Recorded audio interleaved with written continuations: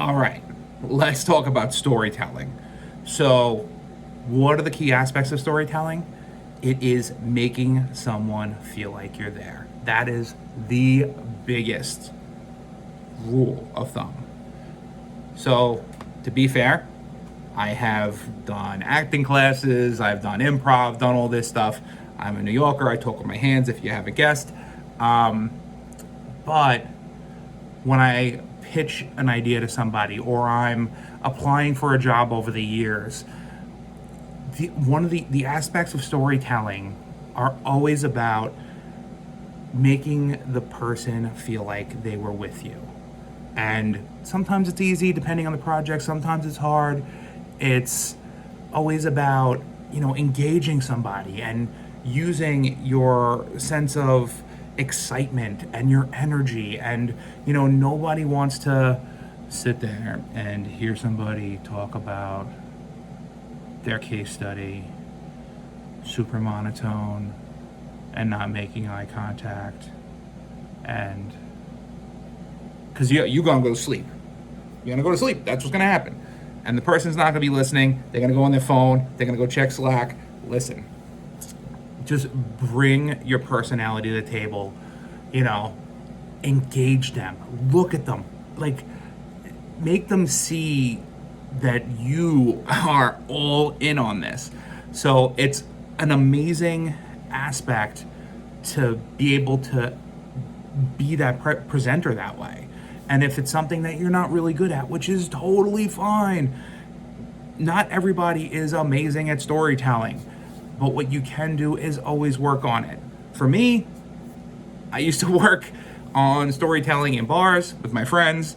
I would, read the room, read their body language a little bit, see where they're going, see if they're interested, see if I have to take a little bit of a curveball with some of the stories. I've officiated weddings, and it was, you could read the bride and groom. They're nervous as hell. It's their wedding day. And I would look at them and I'd be like, oh no, I got to cut a whole section out of this thing. Be versatile. It's sometimes what you think is important isn't going to engage the person you're talking to. So you have to make sure you're paying attention to them as much as you're paying attention to what you're saying. So let's go through a little bit of an example. So I'm going to tell you about some user testing we did. So what we did was we worked as a team to build out this huge test construct. It was an A/B test. It was super crazy. 2 different experiences, envision links that we were hoping were always going to work. You never know with these things. And then we go to testing, right? We're behind the glass. We're a whole team behind the glass, and we're looking in. And while we're watching people get into the experience, we see a little bit of hesitation, and we're watching the mouse tracking, and we have right away, maybe starting some betting, maybe not, but just saying hey, I bet they're going to do this next. Maybe they won't go to that. Let's see where they go. But it's all about us as a team sitting back there and really automatically starting a new level of testing on what these people are doing.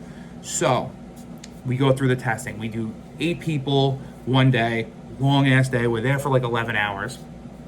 And right off the bat, we saw people engaging with the A of our A and B tests right away. And they were into it and they were complimenting it. It feels so natural. It feels great. And then we're feeling 2 people in, we're yo, you know what? We shouldn't even bother doing this anymore. The A's are going to take it. And then we start going in more, and then people start hating parts of it, and they start really liking parts of the B test construct, and going back and forth, and we start ending up at this crazy, crazy stalemate of what are we going to do? So, and now, as we finish day 1, we are tallying in our own heads and writing notes and all the stuff that's going about it, and we're trying to figure out where we're going to go next. So what we decided was we have 2 more days of testing, right? So we're going to keep figuring out where we go, and then started building almost a variant C that nobody was going to say yet, but that was a hybrid of the 2, hearing what everybody's ideas were, hearing what the feedback was back and forth. And then if this was consistent across all the days, we would end up with this amazing experience to test again. All right. So That's me telling a story. What did I do? I told you, I basically almost put you in the room with me, that you can feel the people that were there. You can visualize that you know there's somebody sitting you know there's somebody sitting there. You know that, oh, well, I didn't actually talk about the moderator, but guess what? You don't need to know the moderator. He has no impact on it. But that's the thing. You get that excitement, you get that level, and you want to know more. I hope you want to know what happened on day 2 and 3 and what the C construct was. But that's how it is. You have to make sure you bring that level of interest and that level of care and engagement when you're storytelling. Sometimes there are no details that aren't bad. Sometimes you can go through, again, it's all user-based, because that's the job. So, like, if you know you're going to a job that's a lot more research heavy, you make sure you lean in hard to that research area. If you know that they're more arranged around visual design, like you do high-level overviews of what you did here, and then deep dive into visual design because you know that's what they're looking for. Just make sure you cater your presentation and your story to who you're telling it to, because if you're not going to be getting the reaction you want to get, unless you are absolutely super charismatic and you can make anybody listen to you, which is always good. But even if you are, there are moments that you may lose somebody. So you have to make sure you're always on your feet.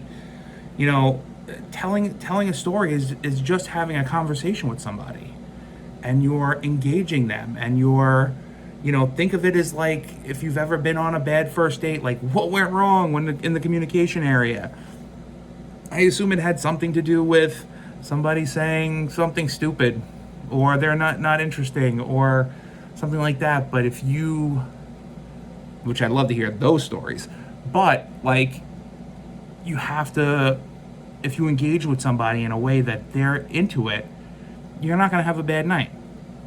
It goes the same thing with interviewing. It goes the same thing with when you're presenting in front of a room full of people. We've all been in school and we've had favorite teachers, and what's the reason why we had favorite teachers? It was their personality, it was their energy, makes you want to be there. And that's when you're telling a story, you're going through a case study, like that's what's going to get you a job, is that they're going to want to have you there. And they're going to want to hear you tell more about your life experience or your work experience or what you're doing, and then, work that into work and like tell these people about new buttons. Which is, if you make that an engaging conversation, you definitely have something. So just remember, like, engage, be yourself,